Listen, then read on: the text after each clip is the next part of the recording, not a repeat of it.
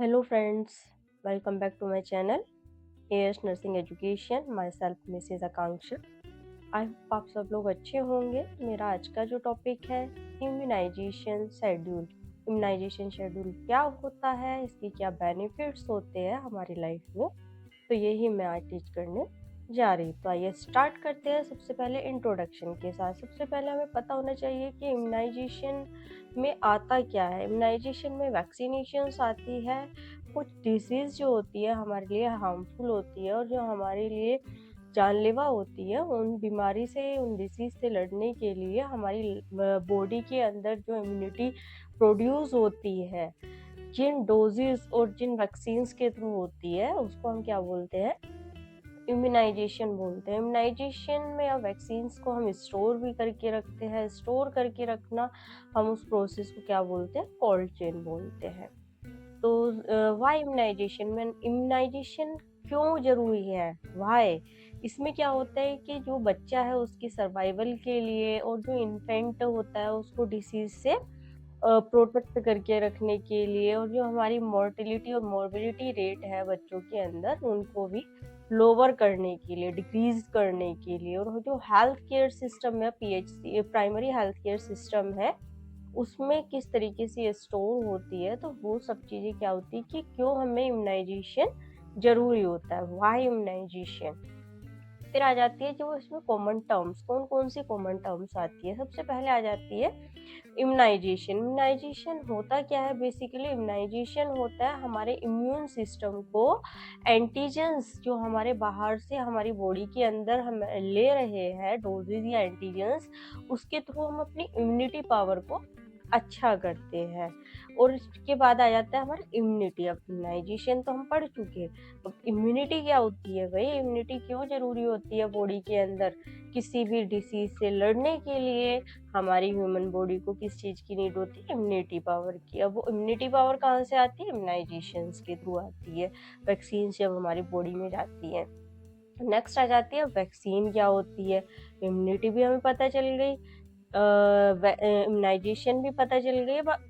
Vaccines क्या होती है, किसके थ्रू हम इन चीज़ों को अपनी बॉडी के अंदर स्टोर करते हैं, या किसके थ्रू हम इन चीज़ों को, अपनी जो डिसीज़ होती है, इन डिसीज़ को अपनी बॉडी से किस तरीके से फाइट करते हैं।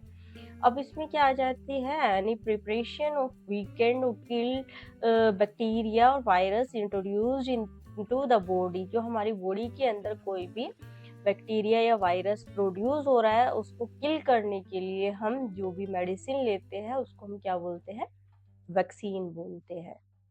वैक्सीन हो गई, अब इस प्रोसेस को हम क्या बोलेंगे, वैक्सीनेशन। अब वैक्सीनेशन टर्म का मतलब क्या हो गया, जो भी हमारी बॉडी में इम्यूनिटी पावर बढ़ाने के लिए वैक्सीन दी जा रही है, और जिस प्रोसेस से वो दी जा रही है उसको हम क्या बोलेंगे, वैक्सीनेशन बोलेंगे। नेक्स्ट आ जाता है अब हमारा फुल इम्यूनाइजेशन और पार्शियल इम्यूनाइजेशन। फुल इम्यूनाइजेशन में हमारा क्या आ जाएगा, बेनिफिशियरी चाइल्ड 12 to 23 मंथ्स का जो वो होता है, उसमें 3 डोजेज जाती है, डीपीटी की, ओपीवी की, मतलब जितनी भी हम इम्यूनाइजेशन हमारा है, जो मैं अभी शेड्यूल दिखाऊंगी, एक टेबल होता है इम्यूनाइजेशन का, वो अगर हम सारी ले रहे हैं तो वो क्या हो गया, मतलब फुल इम्यूनाइजेशन हो गया। पार्शियल में क्या है, अगर कोई भी डोज मिस हो जाती है उसको हम क्या बोलते हैं, पार्शियल बोलते हैं। नॉन इम्यूनाइजेशन में क्या आ जाएगा, जिसमें चाइल्ड और मदर ने वैक्सीनेशन नहीं ली है उसको हम क्या बोलेंगे, नॉन इम्यूनाइजेशन बोलेंगे। MOP, mop up round, mop up round में क्या आ जाएगा, when the final pocket of polio virus transmitted have been identified, standard survival door to door immunization in high risk districts। इसमें क्या होता है, जितने भी हमारे हाई रिस्क वाले डिस्ट्रिक्ट होते हैं उसमें हम डोर टू डोर जाके पोलियो ड्रॉप्स एडमिनिस्टर करते हैं, तो उसको हम क्या बोलते हैं, मोप अप राउंड बोलते हैं। कैचअप राउंड में क्या आ जाएगा, वर्ड से समझ आ रहा है, किसी भी चीज को कैच करना एफर्ट्स के थ्रू, ठीक है। अब हम नेक्स्ट आ जाता है हमारे मिलीस्टोन्स। मिलीस्टोन्स में कौन सी चीज कौन से ईयर में आई है, 1978 में EPI, 1985 UIP मीजल्स वैक्सीन इसमें ऐड हुई थी हमारी। 1986 में टेक्नोलॉजी मिशन आया था, 1990 में विटामिन ए आया था, 1992 CSSM आया था, 1995 में हमारा क्या हुआ था, पोलियो नेशनल इम्यूनाइजेशन डे हमारा सेलिब्रेट होना स्टार्ट हो गया था, 1997 में RCH1, 2005 RCH2 एंड NRH। जो ये 1997 वाला है और 2005 वाला है, most important question for the competition, and vitamin A वाला भी बहुत ज़्यादा इम्पोर्टेंट है और बहुत ज़्यादा रिपीटेड क्वेश्चंस है हमारे कंपटीशन में। अब ये है हमारा एक शेड्यूल, जो हमारा टेबल है, इम्यूनाइजेशन हमें किस एज के अकॉर्डिंग कौन सी डिसीज के लिए क्यों लेते हैं। अब एट बर्थ हमें दी जाती है हेपेटाइटिस की एक वैक्सीन, क्यों दी जाती है, हेपेटाइटिस बी से फाइट करने के लिए। एट बर्थ ही हमें पोलियो ड्रॉप दी जाती है, जब हमारा बेबी हो जाता है उसी टाइम हम उसको पोलियो ड्रॉप भी देते हैं। एट बर्थ टू 6 वीक्स में हम उसको क्या देते हैं, BCG देते हैं, ट्यूबरकुलोसिस से फाइट करने के लिए। 4 to 6 वीक में हम हेपेटाइटिस की सेकेंड वैक्सीन देते हैं, क्योंकि पहली हम कब दे चुके हैं, एट बर्थ दे चुके हैं। अब सेकेंड वैक्सीन कब देंगे, 4 to 6 वीक में देंगे।